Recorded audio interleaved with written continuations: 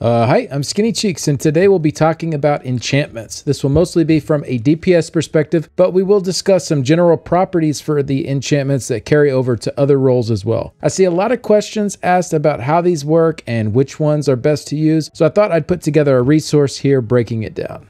Now, this will have a lot of entry-level information that hopefully is good for newer players who are just digging into this system, but also a lot of higher-level analysis and explanation around the choices we're typically making for combat in ESO. So I'm hoping this video has a little bit of something for most players. And big thanks to UESP and ESO Hub for some of the graphics that I'll be sharing in this video. Make sure to check them both out if you want to nerd out on all kinds of good info for ESO. But first off here, let's cover the basics. Enchantments can be purchased or traded for either off the guild traders or with another player directly, or you also have the option to craft them yourself. If you do want to craft them, you'll need to level your enchanting skill and put skill points into it to craft higher level and better quality enchantments. So when you're crafting these enchantments, there are 3 rune types that are involved in that process: Aspect, Essence, and Potency. These come together to make that glyph in the end. The Aspect rune will determine the quality, so this one's the most straightforward. You just get a little more out of the enchantment the higher quality it is. And the quality levels work the same as on other gear. White is the lowest, up to gold being the highest. Then the Essence rune determines the effect type. So there are 19 of these currently available as of update 39. And for each of the effect types, there are 2 possible outcomes for your enchantment. So a total of 38 effects here. And this outcome for each essence is determined by the potency rune that you choose. So for example, with Rakepa, which is the fire essence, this could turn into a flame damage glyph or a flame resistance glyph depending on the potency type that you choose. Or with Okari, the power essence, this could turn into a weapon damage enchantment, or it could turn into a glyph that lowers the weapon damage of your opponent. So these effects will be tied into that essence, but the end effect will be determined based on choosing an additive or subtractive potency to go with it. The potency rune also determines the level that the glyph will be. So we end up with quite a lot of these potency runes spanning across the levels, but mostly it's just 2 that you'll need to worry about once you hit that level cap of 160 champion points, and those are Ripora and Itade. And then if you don't want to mess with the crafting, like I mentioned earlier, you can just buy the glyph that you want off of a guild trader. It can vary a bit in cost depending on the platform and server, but generally they're not super expensive relative to other items to set up your character, even for that maximum legendary quality. All right, so now that we have the glyph in our bag, it's been crafted or purchased, where do they go and how do they work? Well, there are glyphs for the body pieces of our gear that will increase the max resource that we've chosen. So as an example, as a Magicka DPS, you'd normally go with max Magicka glyphs here to increase your damage and resource pool. Next up, we have our jewelry glyphs. There are a number of options here to go with, but as a damage dealer, we're almost always going with weapon and spell damage. The difference in these 2 here, it's just a small bit of recovery. You can choose either Magicka or stamina recovery, and that is just your preference based on your build's sustain needs. The damage is identical on both. So armor and jewelry, those are pretty straightforward, but the weapon glyphs, this is where the enchantment system gets a little bit more complicated, but I'll try my best to break it all down. The 3 most popular for DPS are the flame glyph, the poison glyph, and the weapon damage glyph. And to help understand why these work so well, let's get into some of the mechanics of how the weapon enchantments work in combat. So first things first, what are the ways that you can trigger your weapon enchantment?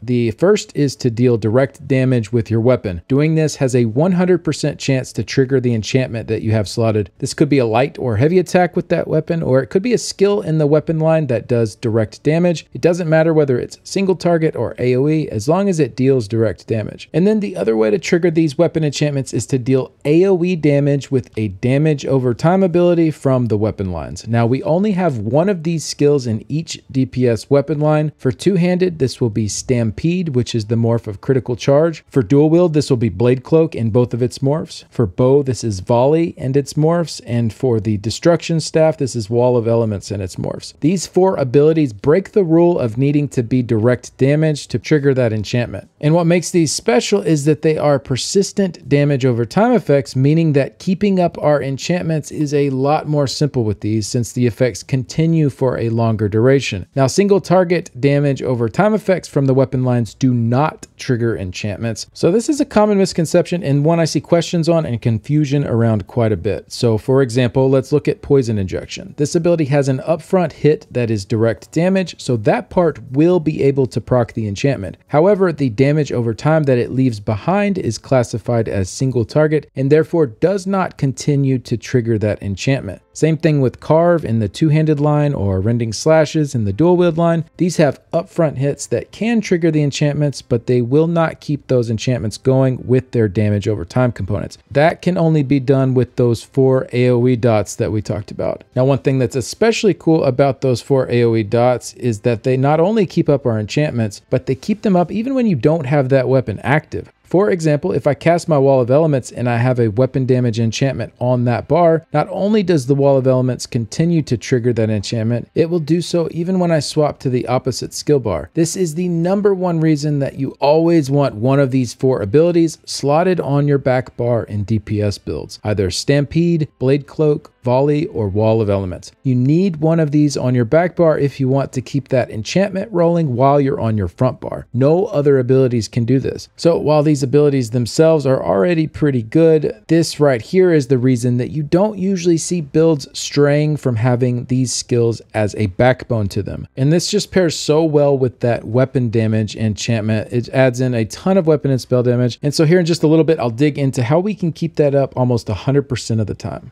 For now, let's switch gears a little bit and talk about why those flame and poison enchantments are so commonly used for DPS. Well, enchantments have the highest chance of any damage type to trigger our status effects, and this 20% here is generally boosted up quite a bit with other bonuses, meaning it's very likely when the flame or poison enchantment fires that the burning or poisoned status effect will accompany it. And these are 2 very hard-hitting damage over time effects that can lead to noticeable DPS increases. So as you can see, the damage from the glyphs themselves is not anything special. It's really that status effect that we're going after. Now, a lot of people will look at some of the other glyphs like Shock, for example, and see that the status effect increases damage to an enemy by 5%. Now, this sounds really good, and it is. However, Minor Vulnerability is a pretty common debuff to get through other sources. So generally for group play, this is going to be redundant, and then you are just stuck with that tiny amount of damage from the glyph itself. However, depending on your group or lack thereof, it might be worth exploring some of these other options. But 9 times out of 10, the flame or poison enchantments are going to be what you want to use to go alongside the weapon damage enchantment that we talked about earlier. And then one final note here, Frost is an exception here for Wardens, as they have a unique passive that greatly increases their damage with the chilled status effect. So you will see some Warden DPS setups with the Frost damage enchantment in the loadout. Now, we talked about how we can trigger these enchantments, but they don't just fire off repeatedly on every single tick from the appropriate weapon abilities. There are cooldowns that are put into place here. So weapon enchantments are generally split into 2 categories, either a source of damage like flame, poison, shock, etc., or a buff or debuff. And then some examples here would be the weapon damage enchantment we've been discussing, or the Glyph of Crushing here that reduces the enemy's armor. The damage ones have a 4-second cooldown, so if I have a flame damage glyph, for instance, that can only fire every 4 seconds at the maximum. And that is per glyph, so if I have both poison and flame, those each have their own individual 4-second cooldowns. And then those buff and debuff types of enchantments, those last for 5 seconds and have a 10-second cooldown, so a maximum of 50% uptime on those. That cooldown starts as soon as it initially triggers. Now, I said we'd talk about how to get 100% uptime, so to take this one step further, we do have one weapon trait that directly ties into our enchantments, and that is the infused trait. This not only increases the potency of the weapon enchantment that we have slotted, but it also reduces the cooldown by 50%. So this takes the damaging type glyphs to 2-second cooldowns instead of 4, and the buff and debuff types to 5-second cooldowns instead of 10. And this is perfect because, as we discussed, the buffs and debuffs there only last 5 seconds. So as an example, going back to that weapon damage enchantment and adding in the infused trait here, not only do we get an increase in the amount of weapon and spell damage, but we now have it up all the time rather than just half the time. So this right here is why you almost always see an infused trait with a weapon damage enchantment with one of those 4 AoE damage over time weapon abilities on the back bar for DPS builds. It just works. It's a massive amount of weapon and spell damage, and as long as you are keeping that ability up, the weapon and spell damage stays up regardless of which skill bar that you're on.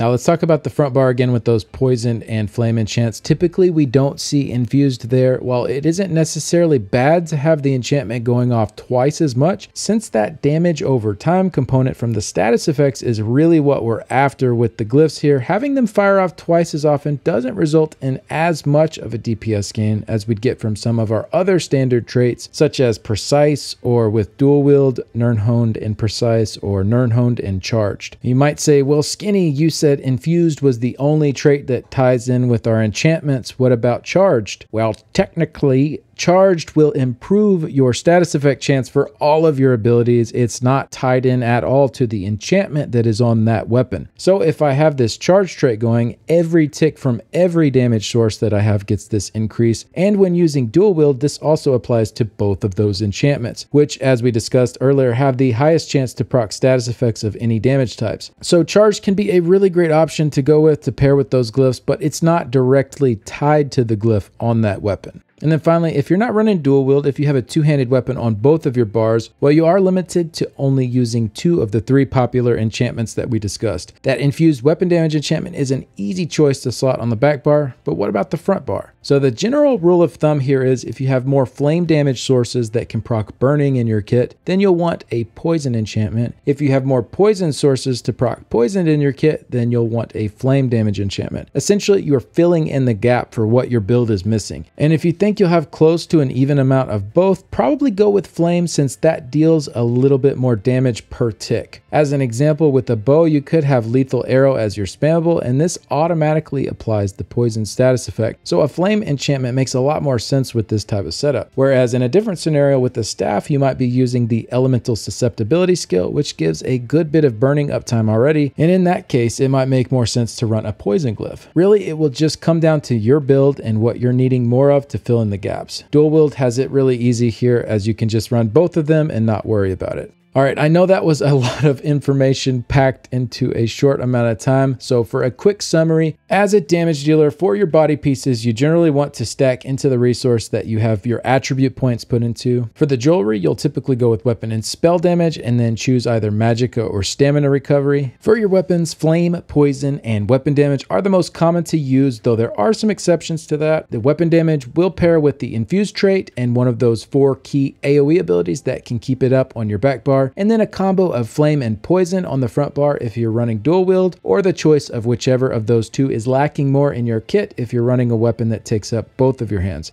And as I always say, treat this advice as a base to work from. If you find something that works better for your situation or build, by all means, don't feel like you have to just copy and paste if you think something is better for you. But hopefully this video helped explain the fundamentals of how these enchantments work and how, as a community, we ended up landing on certain specific setups that are pretty consistent across all different types of DPS builds. Thank you so much for watching. Let me know if you have any questions about how the enchantments work or need further clarification on any of the aspects here in this video. I'm hoping this will be a good resource for you all to reference or to share with newer players who are still trying to figure out how the system works. Big shout out to my current Patreon supporters and YouTube members. The contributions help a ton to keep the website and YouTube channel going. And a special thanks to Nicholas, Simon, Cougar's Bay in the Cougar City Guild, the Order of War Guild, Cantankerous Cat, Shady, Iffy, Blake1816, Mordecai1212, Santanico, Vidridi, Florian, Phoenix, Nolandia, Unemployed, Chryseliana, Cha-Cha, Technical KO, Cap, Danco77, and Pletpron. Thanks again and see you later. Bye.